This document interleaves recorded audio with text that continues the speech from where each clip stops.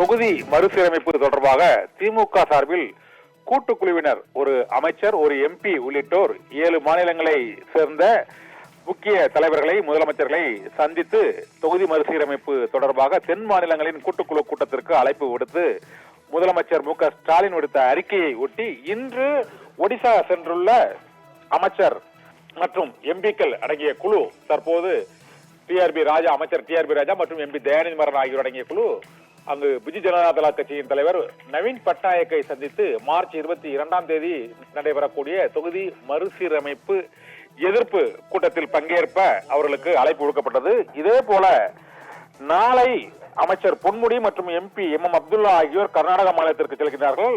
அதன் பின்னர் நாளை மறுதினம் அமைச்சர் KN நேரு மற்றும் உள்ளிட்டோர் தெலுங்கானா மாநிலத்திற்கு சென்று, இளங்கோ உள்ளிட்டோர் தெலுங்கானா மாநிலத்திற்கு சென்று இந்த தொகுதி மறுசீரமைப்பு தொடர்பாக தென் மாநிலங்களுக்கு ஏற்படக்கூடிய அந்த பாதிப்புகள், தொகுதிகளின் எண்ணிக்கை குறைவது தொடர்பாக அந்த கூட்டு நடவடிக்கை குழு மூலமாக மத்திய அரசை வலியுறுத்துவதற்கான கூட்டம் நடைபெறுகிறது. அந்த கூட்டத்தில் பங்கேற்று அனைவரும் ஒருமித்த குரலில் இந்த தொகுதி மறுசீரமைப்பை மாற்றி அமைக்க வேண்டும் என்று வேண்டுகோள் விடுக்க உள்ளனர். இதையொட்டி இன்று ஒடிசா சென்று அமைச்சர்கள் தயாநிதி மாறன் மற்றும் அமைச்சர் உள்ளிட்டோர் நேரடியாக சந்தித்து வலியுறுத்தி இருக்கிறார்கள். இதே போல நாளையும் வலியுறுத்த இருக்கிறார்கள்.